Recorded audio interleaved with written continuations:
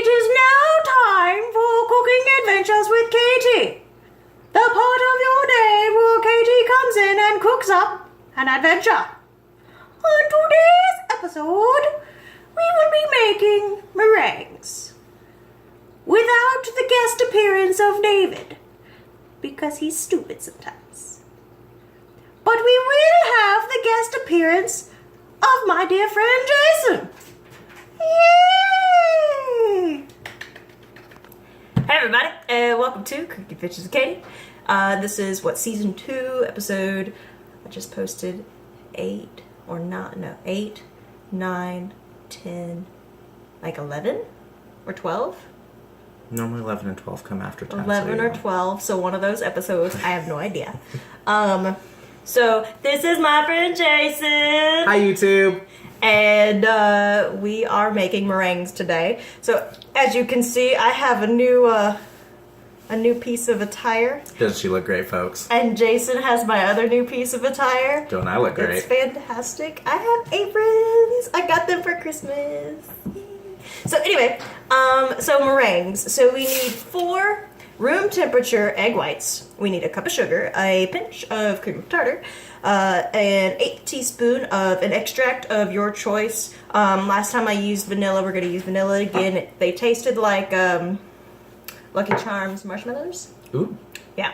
And so we're going to do part of it with vanilla, and then we're going to do the other part of them with chocolate with cocoa powder, because David said he wants chocolatey merengues, even though he's lame and not here at the moment. Yeah. Work and whatnot. So, and then food coloring if you so desire. Can we make them pink? Yeah, we can do the vanilla ones pink, and the chocolate ones will be brown because chocolate. So, let's do it. So you want to set your oven at 200 degrees, and yes, something small, because we're not cooking the merengues, we're dehydrating them. And you also want parchment paper. Parchment paper is a smart thing. It makes it easier. It's not the end of the world if you don't have parchment paper, but once they're dry and ready to go, it'll be a little bit easier for the merengues to come off the pan. So yeah, we're gonna start by getting a double broiler ready. If all you have is a glass bowl, cool, because that's all you really need. But remember, you only need like 1 inch of water or 2. You do not want the oven's there's ready. the oven. You're right. You do not want the water from the pot to touch the bowl. So, something that I learned last time, because I was like, questions, and David was like, no, you'll make the bowl explode. I was like, all right. Ah, So, that's always fun. right? Exploding glass in the kitchen. So, let's get this double broiler started, and That's going in the blooper video. well, I don't have any editing software, so it's gonna go on the main video. Alright, so we have water in the pot. We have our glass sitting on top. Notice there is no water on the bottom of the glass. Set that right on top. So we want to put this on to... Oh, light, thank you. Let's put this on 4. Would that be about a low to medium heat? It's gas, so it's always higher than what you'd think. Cool. So yeah, like low medium heat. And then so what we're going to do is we're going to double broil the egg whites and the cup of sugar. So while that's heating up, we're going to separate the egg whites from the yolks, and go ahead and do this over on the counter. So, Jason, separating egg whites is pretty easy. You crack your egg on a flat surface. You don't want to crack it on the corner. So says Alton Brown. And you pretty much just kind of juggle the yolk back and forth. And that's it. That looks like fun. Easy peasy.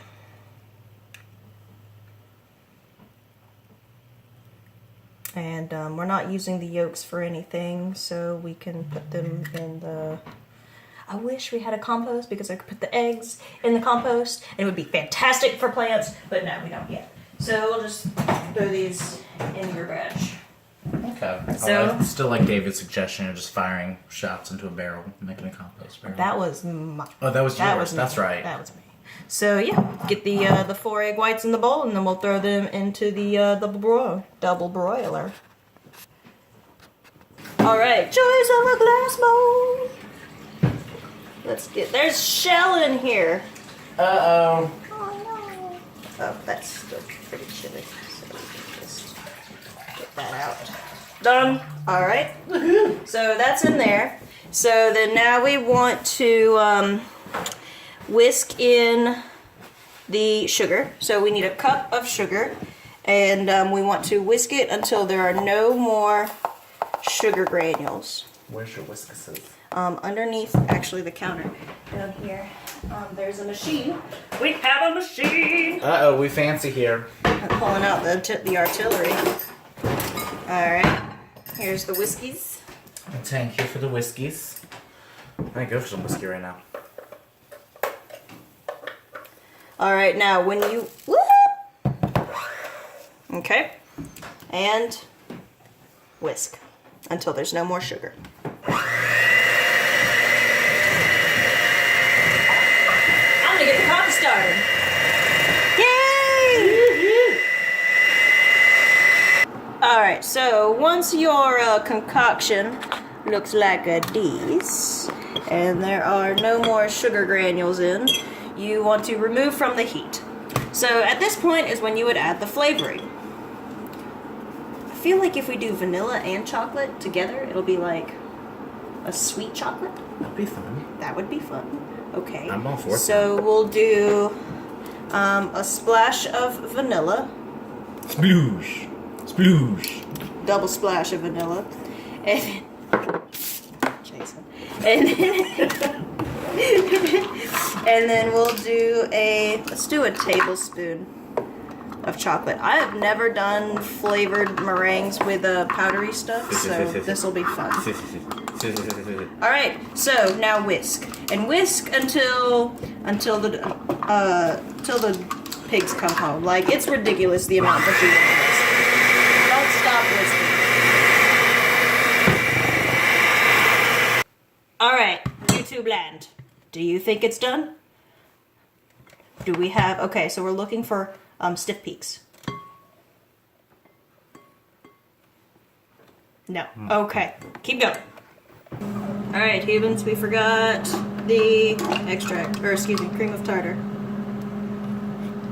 That's way too much. I need an eighth. So if you like want to have that. Okay. Are they done? Do we have stiff peaks? No. Not quite yet. We're almost there, though. Okay, so stiff peak, kind of, but not stiff enough. We're getting closer. All right, so we're getting there. Let's check those peaks. No. All right, so We've been mixing for like 15, 20 minutes I started now? making coffee at the beginning of this episode. My coffee's done now. I'm about to pour a glass. Yeah. It's not ready.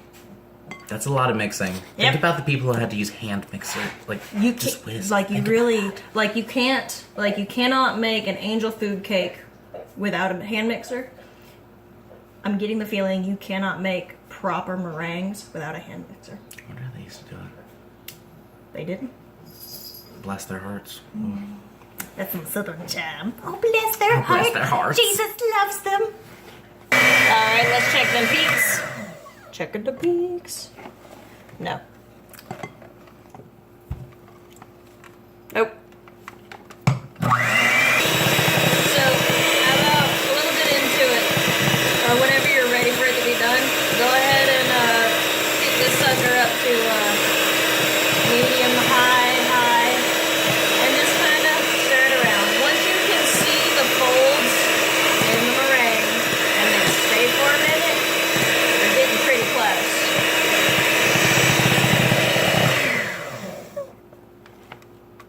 Close, close, close. All right. Dim peaks dough. Pretty close, or pretty freaking close. We've been close for so long. All right, are you ready? We've been ready. We got some stiff peaks. Look at that peak So now, that peak dough. we'll get the meringues off the whisker heat things, and we'll get some icing bags ready, and we'll pipette these onto the, some parchment paper lined cookie sheets. All right, so we have our meringue, we have our icing bag set for fill, and we just kind of do this. That's probably a bit big, but. And then as the icing bag gets filled up, you just gradually roll the edges up and add more meringue as needed. It's easier with assistance. Oh, definitely. Oh, definitely. But you kind of want to keep it away from the top as much as possible, because then it just makes it messy. Alright, so let's get the other one filled up and we'll start pipetting. Alright, so now you take your edge, or your end, twist to push it all down towards the front. And once it starts to come out, you're good to go. And then we just kind of make meringues.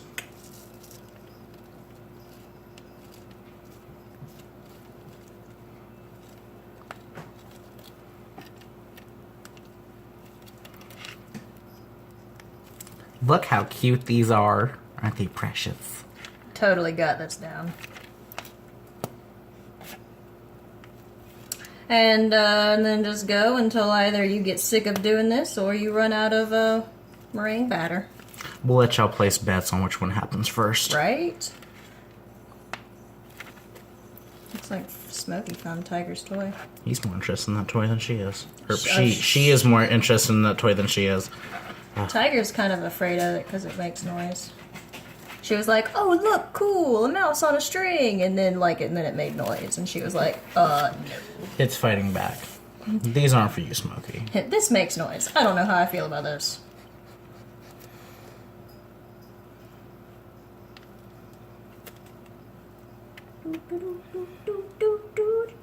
All right, we'll come back when we're either done or bored.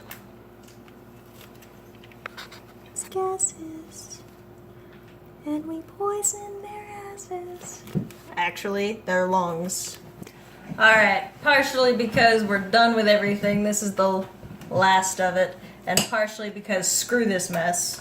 We won't judge you if you just suck the rest out of the pipette. I mean, I did. Anyway, here's what we have. Here's pan 1. Here's pan 2. And then my personal favorite, Pan 3. pan 3. A nice mixture of sizes. So, these actually, okay, so go ahead and we'll pop these in the oven. And they need to go in, oh my god, I didn't even notice that. They go in for 2 hours. So 200 degrees for 2 hours. And we And the wait. purpose is to dehydrate them, not to cook them. Exactly. I believe we mentioned that earlier. Yes. So, let's clean up a bit and then we'll end the episode. Alright, everybody. So, seeing as how meringues are go into the oven for 2 hours at 200 degrees, and we are simply dehydrating them. There will not be an end to this episode, per se. So what you do is once you pull them out, okay, so oven goes off. Beep, beep, beep, beep, beep. Turn off the oven, crack it. If you make the meringues at night, crack your oven, leave them in there all night. Okay. Okay. What if you make them during the day? Shoot, I did that last time. I straight pulled them out, and I started eating them immediately, and I was like, they're good. And David's like, they're not crunchy enough. This isn't correct. But you let them cool, and they get crunchy. Okay. So as they cool, they get more crunchy. So if you try like the first couple of minutes, as soon as they come out of the oven, they'll be hard to come off of the paper. They'll be a little bit sticky. They'll be not crunchy, more chewy. more chewy than crunchy. So they'd be and more like soft candies at that point. at that point. And then when you let them air out, then they get the crunch and they're done. Other than that, you can leave them in the oven. Just turn the oven off, crack it so that air comes out, and they're not going to continue cooking, but that'll slowly cool them down, and they will, from my understanding, have a better crunch versus if you just leave them alone. All in all, they're your meringues, so do them how you see fit. But yeah, so that was a ridiculous amount of whiskey. Yeah, that was... Easily 10 minutes worth of whiskey. Easily. that was more like 20. Yeah, it was a long time. A long Yeah. time. We were going to do croquettes, and that didn't work out. So that'll be tomorrow. Just me, because... Ha ha ha. Because I have to work. Yeah, because jobs. Because jobs are stupid. Adulthood sucks. Yay. But it's moments like these makes Bills. it better. So, that being said, thank you for watching Cooking Adventures with Katie, Season 2, episode like 11 or 12 or something, and featuring Jason.